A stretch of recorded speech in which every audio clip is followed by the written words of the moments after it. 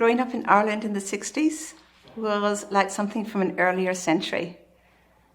Children were to be heard and not seen. And so my life looked ordinary enough from the outside.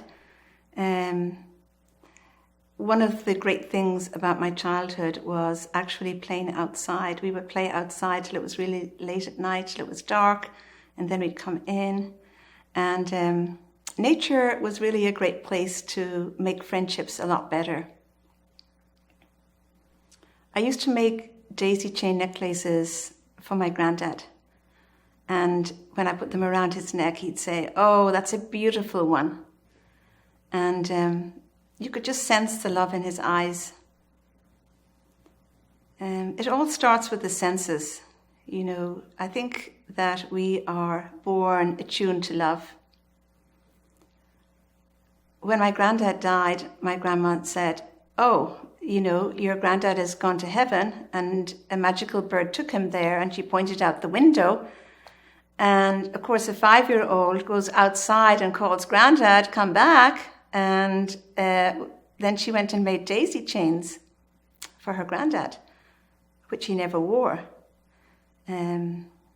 When sorrow and fear and neediness are not accepted in that little girl's culture, they sort of find their way. And she realized that when you love somebody and they're taken, you cry. And when you love somebody, you enjoy the moments that you spend with them.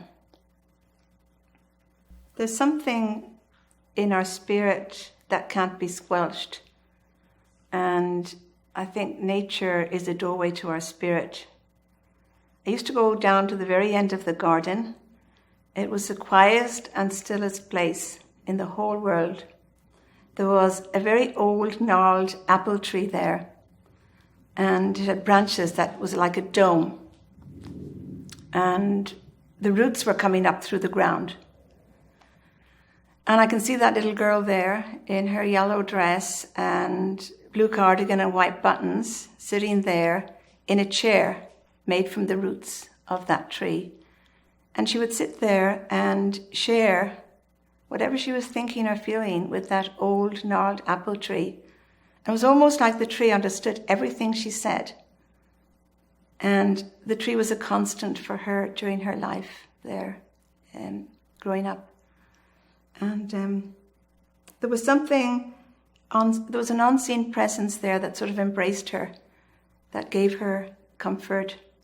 And she would sit there often and just watch the birds in the branches, wondering if the birds in the trees were friends. She would spend many hours there and would always feel better when she came away from that old gnarled apple tree. A person and a tree, there's something similar between both. The rings of a tree, they carry the markings of sorrow, the markings of joy, and the markings of fear. And just like a person, they carry the same markings within. The love of nature is transferable. I know when our two sons were born, we'd always look for a house with a tree in the garden.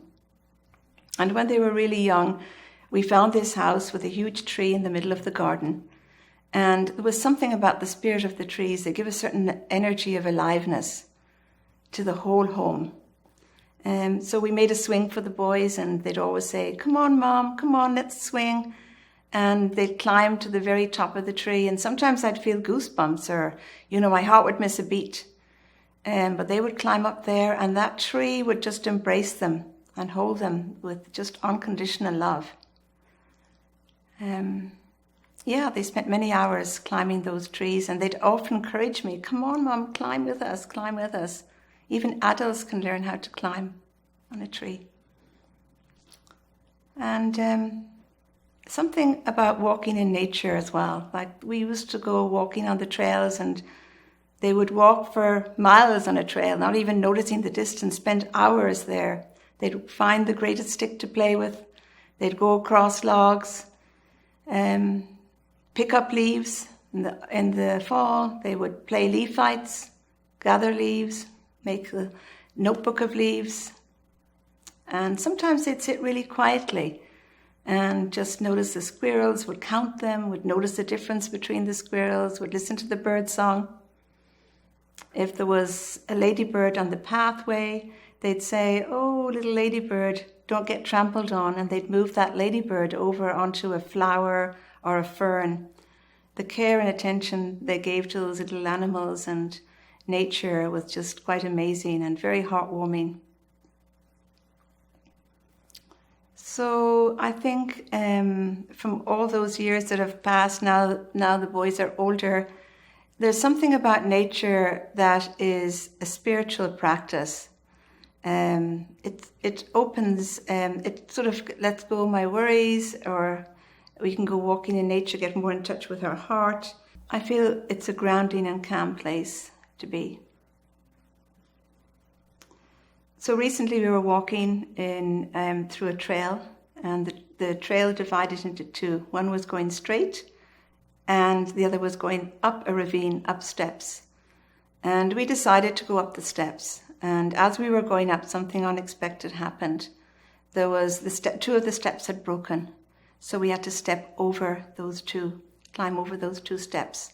And just as we were doing that, the trees came over our head, and they brushed our head, and then the sunlight came through the leaves, and it was almost like some kind of revelation happened. We'd been talking about the changes backwards and forwards, and we stopped talking, and it was almost like the three of us said yes to life.